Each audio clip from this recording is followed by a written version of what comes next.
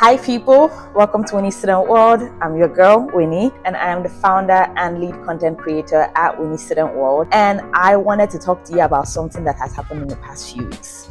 So I have coincidentally run into a few people holding this and walking on the road. International students. Of course, once you see this thing like this, they bring it out to the store or they bring it out in the bus station.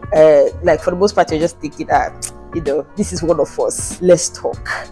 See, when you arrive in the United States, right, I get that passport is everything. Like, that's your form of identification. You don't have anything else. And so anytime they say what, you bring out your ID or where is your ID, you bring it out. But you don't have to carry this for a long time, right? Because if this gets lost or stolen, has the Nigerian embassy showed you what has been happening to us in this country? My dear, hold this for as long as you can before you go and deal with them. Hopefully they will change soon, but I'm here to tell you about how to get other forms of identification so that you don't have to move around with this. Okay, the first thing of course is your student ID. So they give that to you in school once you get registered and all of that. Within the school area and sometimes in surrounding areas around the school, they may accept that as a form of identification. So that's something that you can put in your wallet or take with you and you'll be good. Like I said, it has limitations, so that's not my ideal recommendation, but get that and hold that with you. Some places would accept that as identification. So that's number one. The main thing I want to tell you about is called state ID. This is not a driver's license, right? And international students can get this. So a state ID is it looks like a driver's license, but it's not a driver's license. It's an identification card, also gotten from the Department of Motor Vehicles or whatever it's called in your state, because in America, every state is like a different country. So the laws may differ and names of things may differ. Honestly, I've seen that in the different places that I've lived at. So depending on what it's called, that is where you would go to get your state ID. Now, what are the things that you need? First, you need that passport and your US visa that's in it, right? So that's number one.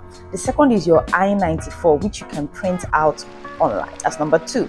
The third is your most recent I-20, which of course that will be issued to you by the school. My guess is that if you're just coming into the country, you have an I-20 in hand. If you've been in the country for a long time and you're still one of those people moving around with this, the most recent I-20 that they gave you, right?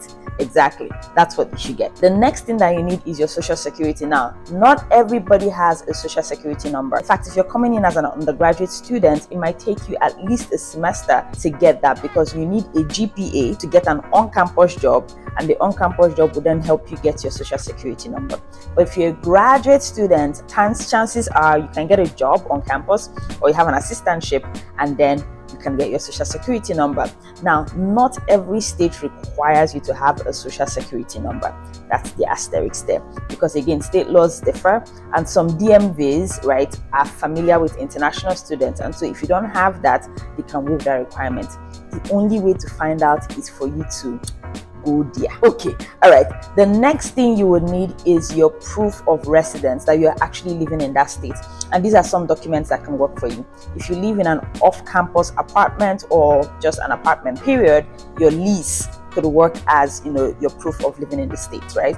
If you're living on campus, that may be a little tricky to get, but you could also get any information that shows your accommodation on campus, where you stay, and all of that good stuff. Another thing that you can take is your utility bill. You have your water bill. I think the first time I came, I used a phone bill, your electricity bill, your internet bill, any bill essentially that has your name and the address in that state. You can take it with you. Another form of showing that you live in that state is your bank statement, right? If you open a bank there, so if you have a bank account already open, your statement would have again the address of where you're staying in that state. Take that with you, right? If you also have renter's insurance, which a lot of apartment complexes are requiring people to have, you could also take that with you. Gather all those documents, go to your nearest Department of Motor Vehicles or Transportations or whatever it's called, or essentially wherever you can get your state ID, which you can find out with a quick Google search.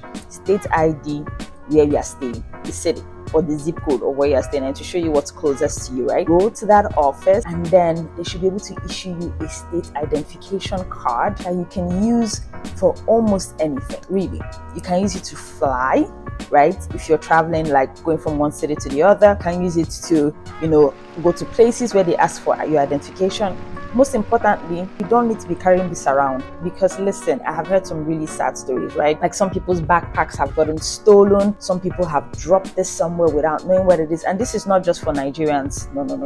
This passport represents every passport that is not an American, or an American passport, right? So people have lost this, and then depending on what country you're from, it might be a hassle to get a replacement, and you're stuck and you don't have anything to move around with and all of that. And so please, if you are still one of those people that I saw moving around with this, bringing this out in restaurants, bringing this out in bus stations, because this is all you have, try get your state identification. The next thing you can get is your driver's license. Now, like I said, every state is like a different country because the laws are different. So there are some states that if you had a license in your home country, you don't need to take the permit test again and wait 180 days before taking the license or the driving test. You can do all of those things within a short period, as long as you can produce the license that they give you in your home country. You can just switch it, and then the same documents I listed, which are probably also listed in the caption, that's what you'll be taking with you to go get your